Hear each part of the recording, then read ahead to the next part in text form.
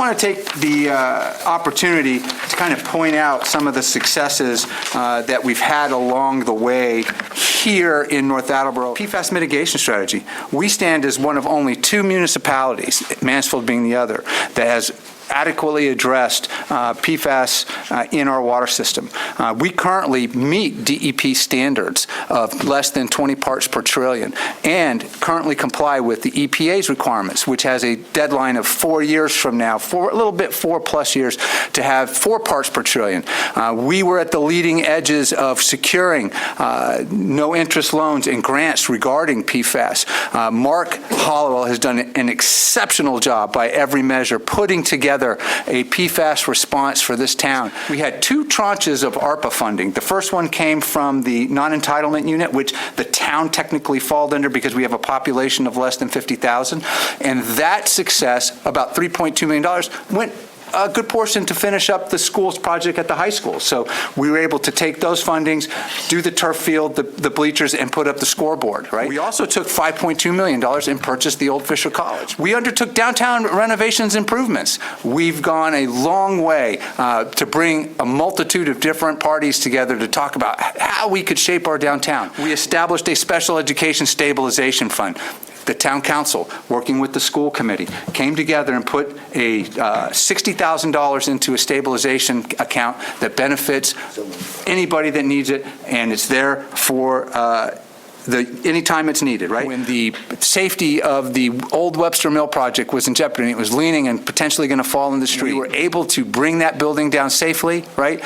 And now we're working diligently hard to get and move that project into the next phase. We added another $1 million to address the 10-mile river. School projects, we looked at Beaupre Field, we did the Martin Boiler, the roof project, and SPED classrooms, right? We're on track except for one item. I am forecasting a deficit in healthcare funding by the town in June of 2025. We will probably be short approximately $1.3 million. And can't overlook the impact of inflation on our budget, right? So an employee, depending on what plan they have, they're probably looking at a $50 increase if they're a single member, right? And that's on the low end. The town will probably see around $1.3 million increase for this, right? But we are not sitting on our hands. We're actively working with our current provider, Blue Cross Blue Shield, and looking at a number of ways. We are looking at plan designs. What if we're able to change potential deductibles? Would that be able to give us some breathing room and absorb some of the potential increase if we were to do that, right?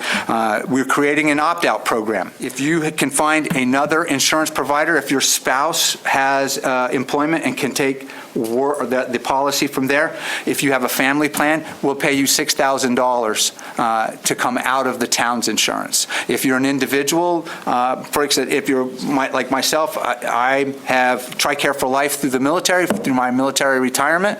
I could come off the program, and we would give individuals $4,000, right? The average cost per employee is almost $30,000 on the town side. We're also looking at plan designs. We're looking at a high deductible plan, and we're looking at the schools primarily for this because we think we're the older side of the town employee population. We think the schools have a little younger, and they might like to have the option of a higher deductible plan, right? Well, the Tri-County Vocational High School construction, they've broke ground, they're fully underway. Our cost in FY26 is $2.2 million on top of the tuition costs. We're forecasting around 254 students that we would be responsible for, and that comes to approximately $3.8 million, plus an additional $2.2 million.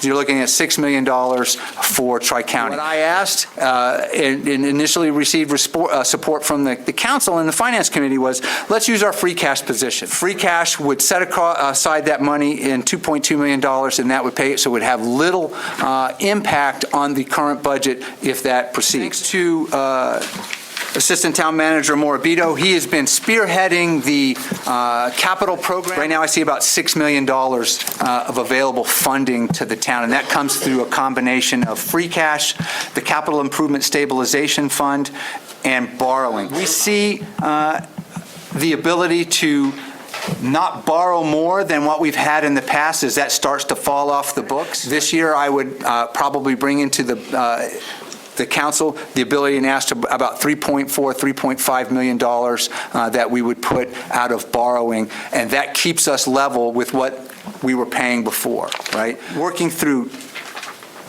collaboration, a common vision, and working together on achieving what has to be done this year to prepare for the potential for a new high school and bringing that into this community, we can do it.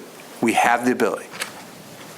You will not get everything you ask for, as all budgets from every department come through me.